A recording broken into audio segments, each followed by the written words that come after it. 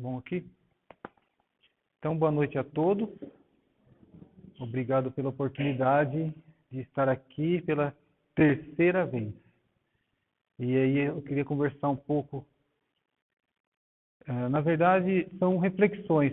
A gente vai estudando, vai observando, vai aprendendo, e aquilo que é bom para a gente, acho que deve ser passado. Se foi bom para mim, que seja bom também para outra pessoa. Aí cada um faz a sua reflexão e absorve aquilo que for melhor. E o que eu queria conversar hoje é uma coisa que me preocupou, me instigou. Todo dia quando eu acordo pela manhã, eu abro a internet, eu não leio jornais de papel, não assino jornal e também assisto pouco jornal pela TV. De vez em quando eu ligo, mas sinceramente eu não consigo ficar mais que 15 minutos, porque é uma apelação, uma venda de um monte de coisa, sabe? Já começa até pela roupa de quem apresenta o jornal, que é propaganda, né? O que menos importa é a notícia, o importante sempre é vender, né? Televisão, infelizmente, virou isso. Então, o meu meio de procurar alguma informação é a internet. Quando eu acordo, eu já abro logo uns 10 sites e começo a pesquisar, a olhar as notícias, porque a gente precisa saber o que está acontecendo no mundo. Quem vai mudar o mundo para melhor somos nós. E essa história de que eu não quero saber o que está acontecendo, se você pensa assim, quem pensa assim, eu acredito que está comprando bilhete de passagem só de ida, porque você está no mundo, não quer mexer, está escolhendo uma passagem para outro lugar. Todas as mensagens de Jesus e nos indica uma ação, faça alguma coisa. Vá, pregue, bata, peça. É o que eu penso. E aí eu estava olhando aquele monte de site, gente, dá uma tristeza. Só coisa ruim. Tirando um que chama só noticiaboa.com.br, que realmente só tem notícia boa, eu recomendo, que já está nos meus favoritos, só noticiaboa.com.br. Um monte de notícia boa, dá um refrigério na alma. Do resto, que tristeza. Aí eu dei uma olhada, né, nas notícias principais, parei e fiquei pensando, como será que deve ser um mundo em que as pessoas se gostam, não querem prejudicar a outra, não corrompem, vibra positivamente. Deve ser muito bom, né? Deve ser muito bom. Eu dei uma pesquisada no IBGE, no site do IBGE, e vi uma coisa interessante lá. 60 e poucos % da população brasileira se declara católica. 30 e pouco % evangélica. E mais ou menos 3% espírita. E mais as outras. No total, aproximadamente 87, 89% das pessoas do Brasil se declararam para o IBGE cristãs. Cristãs. De cada 10, 9. Espera aí. Se de cada 10, 9 são cristãos, e o Cristo ensinou amor e tudo mais, a conta não estava batendo. Eu pensei, acho que eu abri o site errado, né?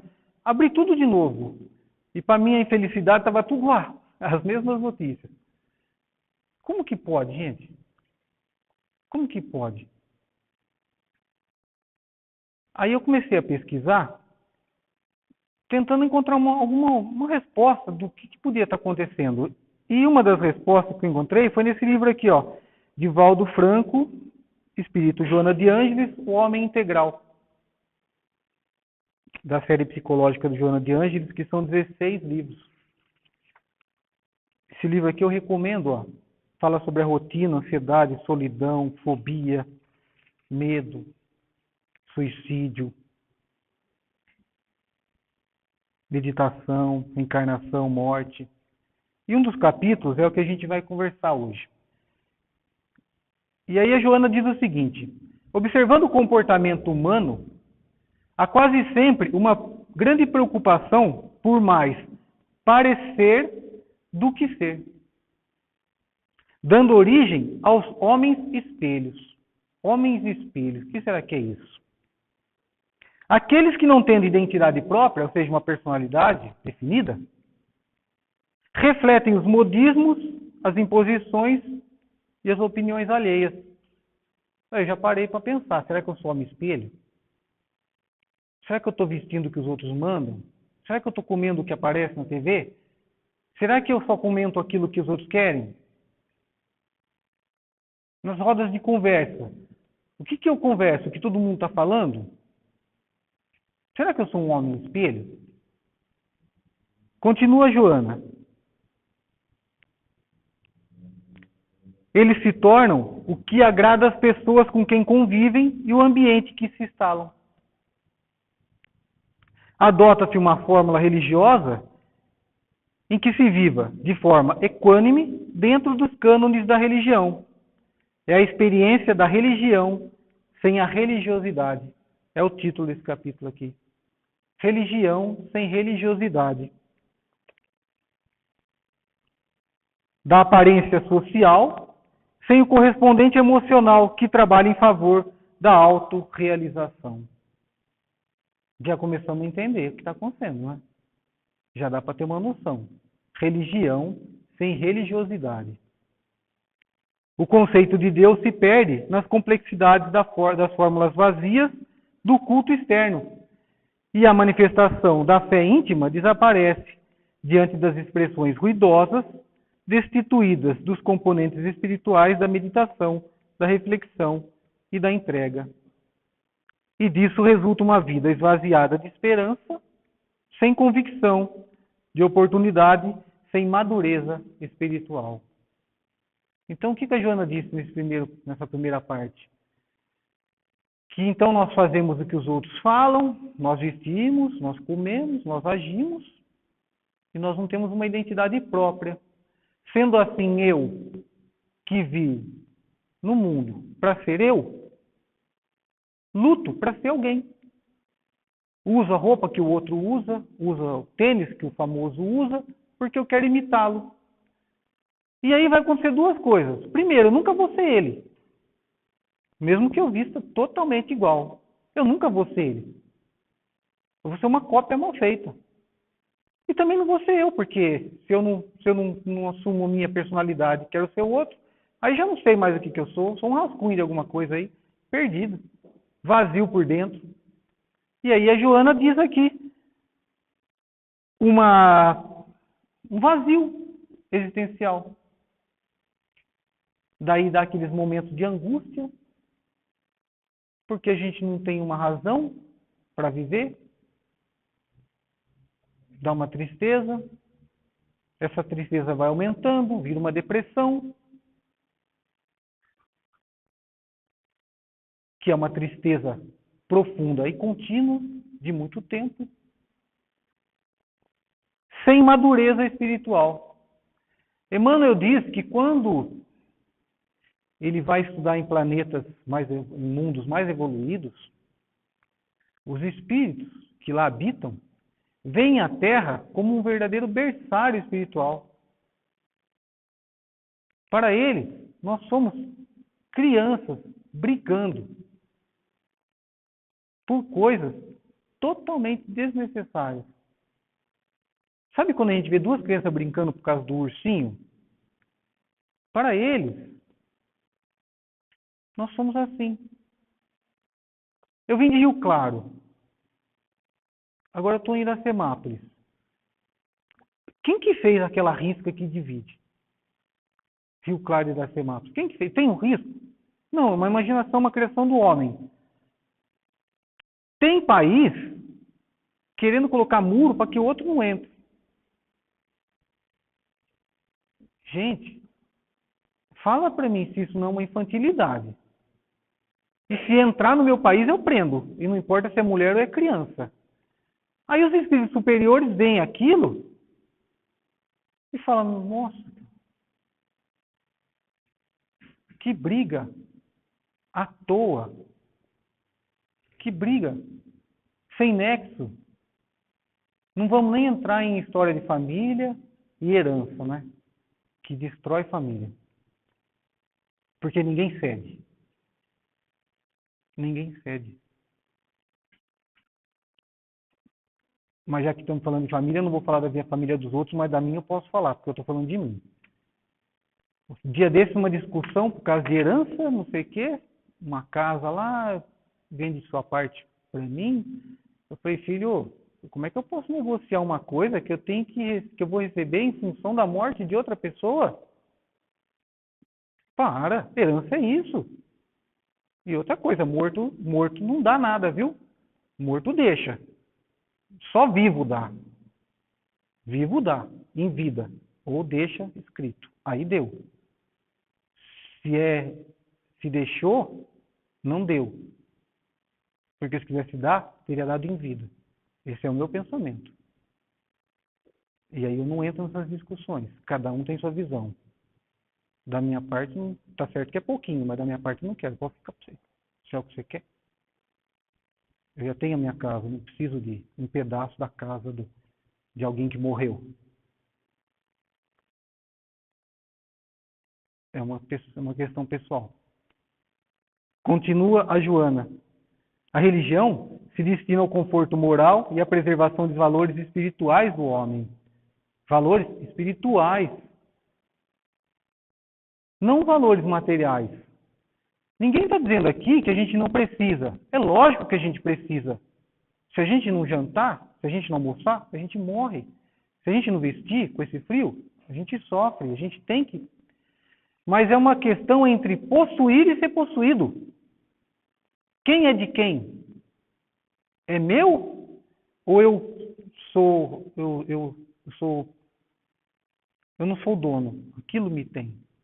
Aquilo que você não consegue desfazer, você não é dono. Aquilo que você não consegue desfazer, você não é dono. Você não tem. É aquilo que te tem. Você só tem aquilo que você consegue desfazer. Lógico que dentro de uma normalidade. Eu não vou dar a minha casa e ficar morando na rua. Óbvio.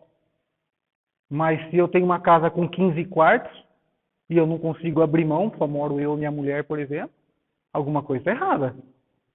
Tem lógica? Ou não? Religião? Religiosidade? Eu sou espírita, eu prego a humildade, eu prego o desapego e eu não consigo me desapegar. E eu não estou dizendo, mais uma vez, para doar tudo que tem. Porque você pode ser muito, muito rico. O problema não é esse. Você pode ter muitas posses. O problema é aquilo ficar parado. Aquilo ficar parado que é um problema. Não para aquilo, para você. Porque você é só um servidor. Você é só um administrador. Emmanuel sobre o dinheiro. Porque a doutrina espírita fala de tudo. Emmanuel falando sobre o dinheiro.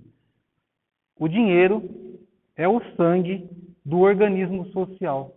Ponto. O que significa isso? Que em qualquer ponto do seu corpo, se o sangue ficar parado, o que acontece? O dinheiro é o sangue do organismo social. Até água parada estraga. Dinheiro parado também vai dar problema.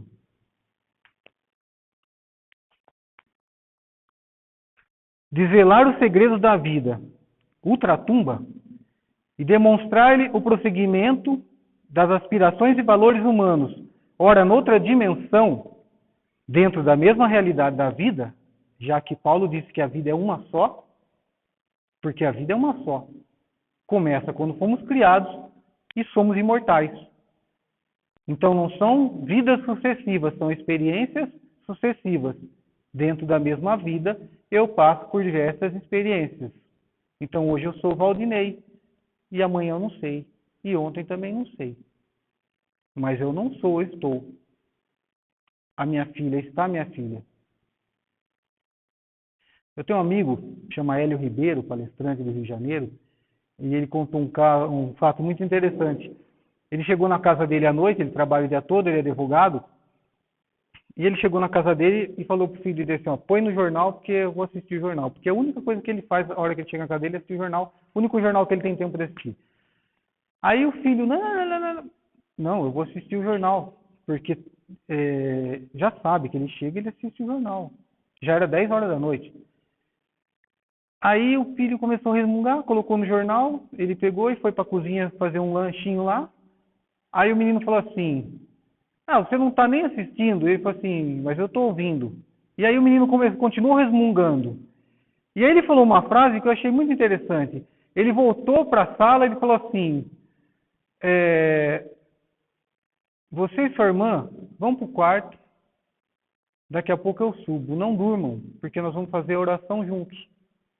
E não se esqueça de uma coisa, dessa vez o pai sou eu. Ó, dessa vez o pai sou eu. Olha a compreensão dele e da criança. Eu não mando em você, mas dessa vez o pai sou eu. Eu tenho uma responsabilidade de te educar, de te orientar, de te ensinar. E você tem que obedecer. Depois que você crescer, faça o que você quiser. Quando eu for chamado a explicar o que eu fiz com as crianças que me foram destinadas, eu orientei, eu eduquei, eu evangelizei. E o que ele fez é um problema dele com ele. 2 sábados atrás, eu fui ver meu netinho tem 3 anos. Eu fui ver meu netinho e minha filha falando. E aí a minha filha não é espírita, eu tentei levá-la no espiritismo, ela gosta, mas ela é presbiteriana. E a outra filha é adventista do 7º dia. E aí ela falando assim, mas ele tem que gostar de mim, né? Eu falei assim, não. Como não? Não tem não. Você, mãe, tem a obrigação de amar seu filho. E ele te amar ou não é opção dele. Entendeu? Eu, pai, tenho obrigação moral de amar minha filha. Ela me amar ou não, é opção dela, livre-arbítrio. Se eu amar, respeitar, cuidar, educar, a probabilidade dela me amar é muito grande. Mas se ela optar em não me amar, é opção dela. E aí, se a gente não entende isso, a criança começa a crescer e fala assim, eu fiz tudo para você, e você nem liga para mim. Ela tem opção, vai responder por isso. Honrai vosso pai e vossa mãe. Não foi o que Jesus falou? Mas você tem a opção de não amar. Ué. Aí entra uma parte muito interessante que é a evangelização. Por quê? Nós estamos num mundo de competição. A gente entra na escola para ser o melhor. O 2º grau é basicamente ensinar tudo que você não vai usar para nada, só para passar no vestibular.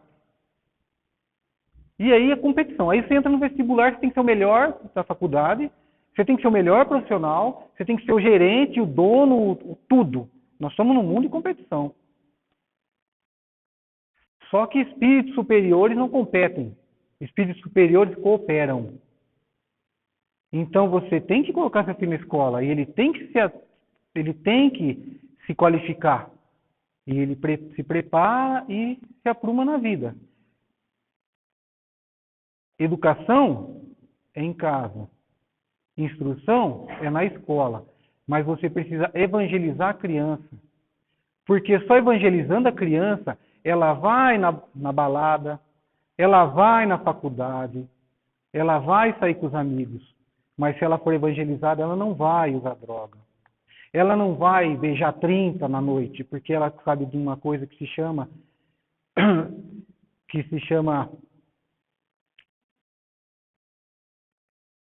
eu esqueci, já falo. Se ela beijar 30, ela sabe que ela vai prejudicar outra pessoa, porque ali tem um ser humano que tem sentimento. Então, evangelizada, ela sabe, essa criança sabe, o homem ou a mulher, que não deve estimular numa pessoa sentimentos que ela não vai honrar. Por isso ela não vai beijar 30 na balada, porque ela foi evangelizada. Se ela não for evangelizada, ela vai ser mais uma competidora no mundo. E aí, eu vou querer pôr muro, eu vou querer pôr cerca, porque eu não respeito o espaço do outro. E enquanto nós não respeitarmos o espaço do outro, nós temos que pôr cerca, muro, filmadora e por aí vai.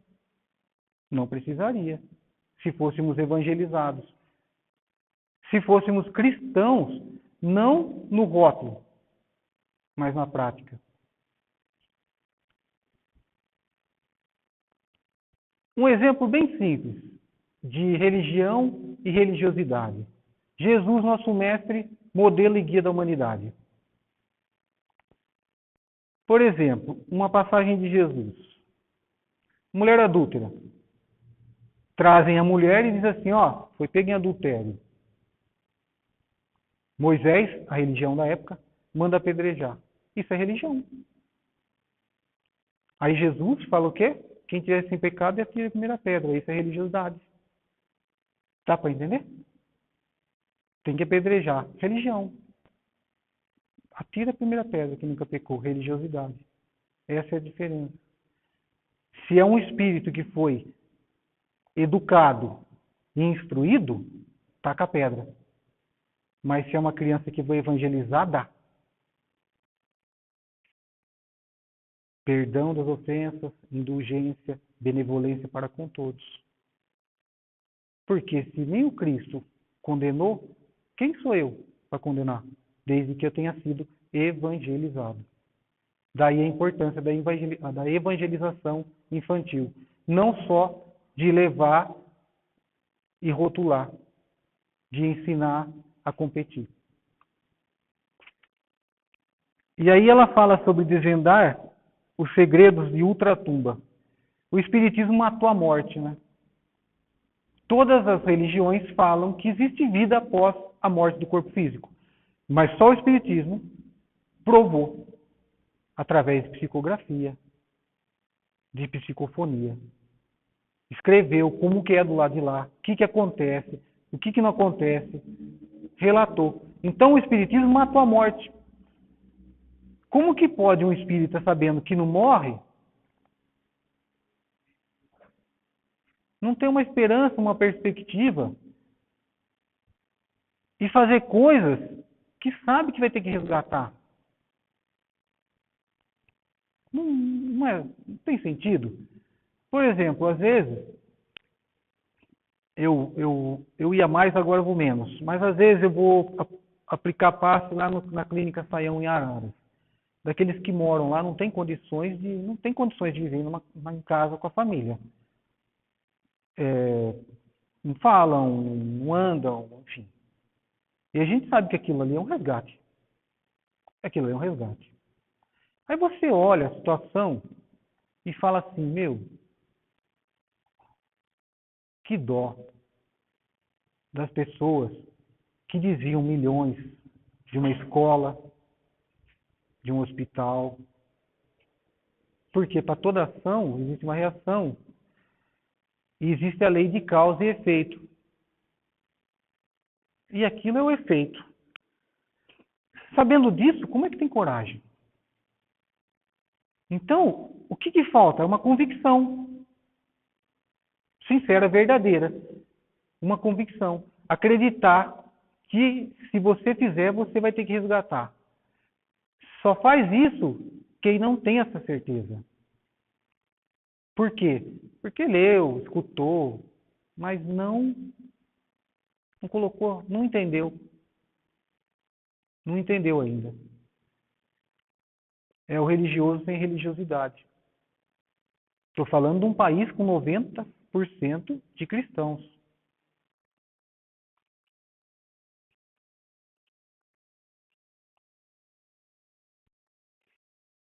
Demonstrar os prosseguimentos das aspirações e valores humanos, ora em outra dimensão. Em vez da proibição castradora e do dogmatismo irracional, agressivo à liberdade de pensamento e opção, a religião deve favorecer a investigação em torno dos fundamentos existenciais do destino humano, ao lado dos equipamentos da ciência. Então não é acreditar porque alguém falou, não é acreditar porque leu, mas é ler, raciocinar. E uma parte interessante ao lado da ciência, porque muitas vezes a religião esteve distante da ciência e a ciência dizendo, isso é fanatismo, isso não tem nada a ver. E a religião colocando a ciência de lado, né? Mas se a gente parar para pensar, toda vez que a religião tentou limitar Deus, a ciência veio e mostrou que não é bem assim. Quando a religião dizia que a Terra era plana e no fim tinha um abismo, o céu era em cima e o inferno era embaixo, limitou Deus a uma Terra plana com o céu em cima e o inferno embaixo. Aí vem a ciência e diz assim, não é bem isso não, a Terra é redonda, meu amigo. A Terra é redonda. Mas como não dá para arredondar, como não dava para planar a Terra, manda matar o homem, é mais fácil. Mas você pode matar o homem, mas você não mata a ideia. Acharam que crucificando Jesus mataria a ideia, não mata a ideia. Aí, com custo, acreditou que a Terra era redonda, mas aí continuamos os bambambãs, né? O universo gira ao nosso redor. Aí a ciência vem e fala assim, não é bem isso não, meu filho. Nós somos só um cisquinho do lado de um outro cisquinho e é muito grande. Mas muito grande que você não vê nem o fim. A religião tentando limitar Deus e a ciência mostrando e provando que é muito maior. Mas às vezes é o contrário também, né? Às vezes a ciência fica bem atrás da religião. É só ler André Luiz e ver a quantidade de coisas que o Chico psicografou. No livro Cartas de uma Morta, 1935, Chico Xavier psicografou a própria mãe, Maria João de Deus. E tem um capítulo que se chama A Vida em Marte. Esse ano, a NASA fez uma matéria falando sobre a superfície de Marte, porque a sonda que está lá, passou algumas fotos e eles relataram. A NASA só relatou a superfície de Marte. Eu acho que relatou, não sei se eles leram o livro do Chico, porque está igualzinho. Só que eles colocaram em 2018, né? E o Chico escreveu em 35. E a NASA só escreveu a superfície, mas se você pegar esse capítulo, Cartas de uma Morta, a mãe do Chico relata que em Marte o dia tem 24 horas e 40 minutos, o ano tem 665 dias, fala sobre os habitantes, que é um outro, não é físico, fala sobre a temperatura, relata 2 folhas. Então a ciência também começou a provar, como a ciência também que aprovou muitas coisas de que o André Luiz falou. E aí a gente vai ficar de que lado? Da ciência ou da religião? Tudo é Deus. E quando a gente coloca ciência, religião, filosofia, é rótulo de novo. E a gente gosta de um rótulo, né? Eu sempre brinco que você pode pegar uma garrafa de Guaraná e ter tudo ali dentro, até Guaraná, mas pode ter água. E a gente se prende à garrafa, mas nós não somos a garrafa. Nós somos o líquido. O que Jesus falou? Brilha a vossa luz, seu espírito. Ele não falou assim, de vez em quando dá uma repaginada no corpo aí, porque... Não, ele falou, brilha a vossa luz.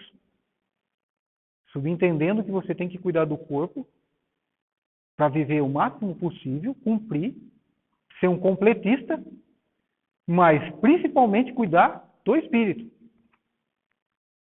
Por quê? Porque quando a gente desencarnar, não vão perguntar absolutamente nada. É só uma questão de luminosidade. Para quem quer entender isso, livro Voltei, de Chico Xavier, irmão Jacó. Luminosidade. De acordo com a sua luminosidade, com a sua vibração, é para onde você vai, por afinidade, por sintonia. Daí, a gente se preocupar com essa religiosidade.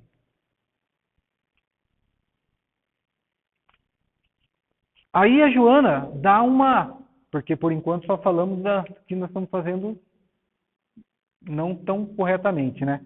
Então a Joana diz assim, ó, dá uma perspectiva, dá um rumo. A fim de que esse objetivo seja alcançado, faça indispensável a coragem de romper com a tradição, libertando-se das fórmulas para encontrar a forma mais perfeita com a própria consciência geradora da paz. Não se trata de ser espírita. Se trata de ser cristão. Nós gostamos do espiritismo, somos cristãos espíritas, mas nós poderíamos ser cristãos católicos, evangélicos. Não é porque você é espírita que você já tem um lugar garantido em algum lugar, ou porque você é de outra religião. Não se trata disso. Se trata de encontrar um lugar que você melhor se sente e que mais você possa produzir para ser ferramenta de Deus. E assim, se colocar em situações em que você consiga se evoluir, se elevar espiritualmente. Lembrando-se que evoluir é se desmaterializar, é se desapegar das coisas materiais do jeito que eu falei no começo, possuindo sem ser possuído. Eu vou pular uma parte aqui, porque tem 3 folhas e não vai dar para ler tudo. Vamos para o fim. Afirmou um monge medieval que todo aquele que vive morrendo, quando morre, não morre. Olha que interessante, quem vive morrendo, quando morre, não morre. Por quê? O desapego, o despojar das paixões em cada morrer diário, ou seja, libertando-se desde já, até que quando lhe advém a morte, ele se encontra perfeitamente livre, portanto, não morto, equivalente a vivo. É o que estava passando aqui, do pássaro na gaiola. Vai vivendo, usando, sem ser usado, as coisas materiais, pelas coisas materiais, se despojando para se libertar. E aí não tem sofrimento. Porque quando a gente desencarna apegado às coisas, a gente fica em volta daquilo. Eu estava falando de herança. Quantos espíritos não conseguem seguir o caminho porque não se libertam daquilo, ou porque a família está num pé de guerra tão grande que o espírito não consegue nem descansar mais? Que quando a gente pensa num espírito que já se foi, ele sente. E se você pensa com alegria, ele tem uma vibração positiva. Mas se você pensa com tristeza, com rancor, com mágoa, com ódio, ele sente. E o nosso pensamento, ele é muito, muito, muito rápido. E o pensamento é uma mensagem com o endereço certo. Pensou, chegou. Pensou, chegou. Então, às vezes, quando a gente lembra de um ente querido, a gente sente até o cheiro. Parece que a pessoa está do lado. Porque a gente pensa e liga. Desde que a pessoa esteja em condição também de receber aquilo. Porque às vezes eles estão mandando uma energia positiva, a gente também está blindado, né? Aí é só ler Nosso Lar, a mãe do André Luiz, do lado dele, não necessariamente, mas pensando, e ele não captava. Até o dia que ele abriu para a oração e falou assim, deve ter alguma coisa maior, Deus. E quando ele abriu a janela, entrou. Quando a gente abre a janela, entra. Entra o quê? O que você deixou entrar? Coisa boa ou coisa ruim? Tem uma frase bonita, né, que diz assim, não reclame da sujeira que está dentro por causa da janela que você mesmo abriu. A gente abre a janela para cada coisa, né? Pensou, ligou. A religiosidade é uma conquista que ultrapassa a adoração de uma religião, uma realização interior lúcida, que independe do formalismo, mas que apenas se consegue através da coragem e de o homem emergir da rotina e encontrar a própria identidade. Eu falei sobre a evangelização, sobre as crianças, mas nós temos um problema muito grande também com relacionamento, né? Às vezes de esposa para marido, de irmão para irmã. E tem uma palestra do Rossandro, eu acho que vale a pena falar, que o Rossandro diz assim, como que é o seu relacionamento? Seu relacionamento é ping-pong? Como que funciona o jogo de ping-pong? Uma mesa, cada um com uma raquete, eu taco a bola de um modo bem forte, para que ela pingue na mesa, depois da rede, e a outra pessoa não consiga pegar. Porque se a pessoa não conseguir pegar, eu faço ponto. Mas se a pessoa conseguir, ela vai bater tão forte para voltar para mim, para que eu não consiga pegar. E aí, quem não conseguir pegar, perde. Esse é um relacionamento ping-pong.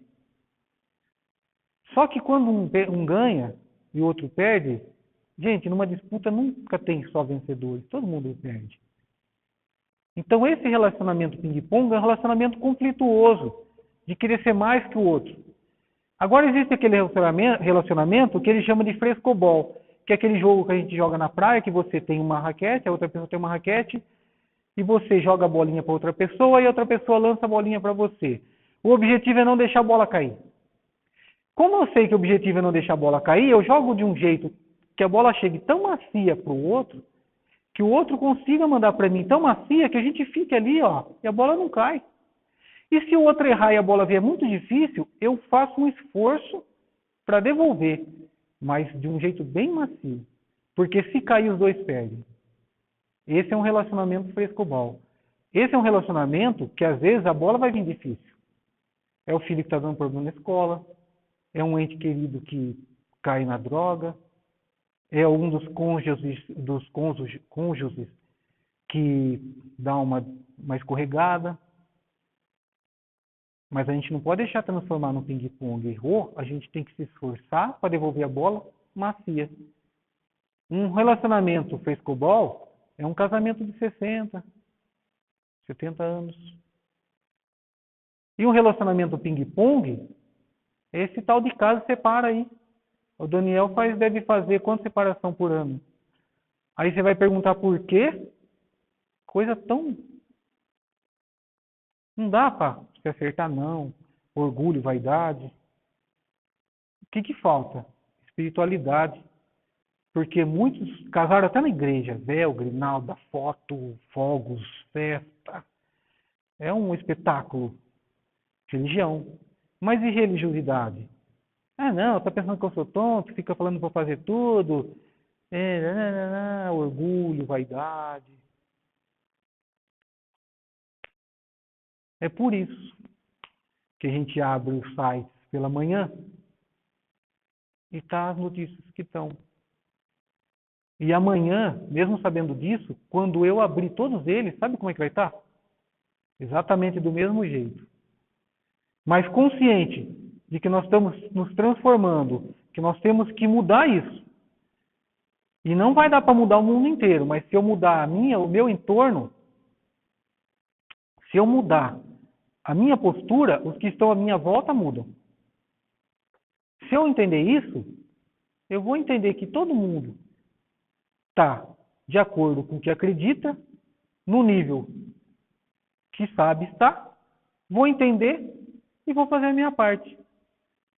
Se 3% dos espíritas já fazem tantas coisas, do dia na faculdade, uma pessoa falou assim, mas os espíritos, não sei o que, eu falei assim, meu amigo, você não está entendendo.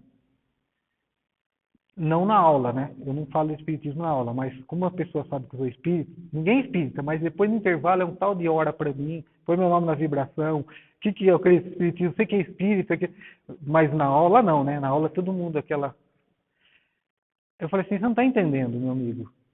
Por exemplo, aqui em Rio Claro, você acha que o nosso lar chama nosso lar por causa de quê?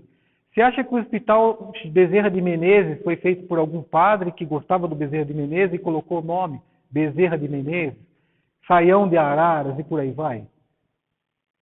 São os espíritas que fizeram. Foram os espíritas. Da velha guarda, viu? Porque nós estamos na defasagem. Rio Claro mesmo faz 21 anos que não abre um centro. Então eu estou falando dos espíritas de 21 anos para trás.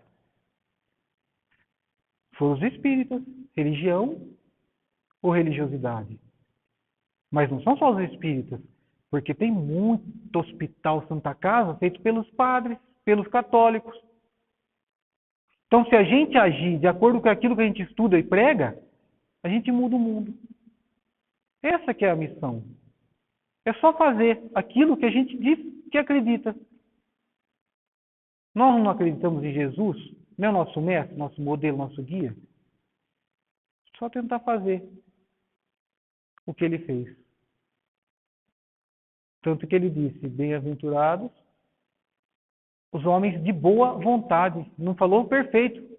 Boa vontade. Basta ter boa vontade e o resto, basta começar. E se a gente começa, gente, tudo se transforma. Tudo se transforma. Eu espero ter deixado um monte de dúvidas na cabeça de cada um. E aí, a hora que vocês chegarem em casa, procura na internet, sonoticiaboa.com.br. Que agora primeiro eu abro esse. E depois vai, né? Estadão, Folha, UOL, G1. Faz parte. Faz parte. Porque a gente tem que saber, é um diagnóstico, né? A gente tem que saber onde que tem que atuar. Obrigado, viu?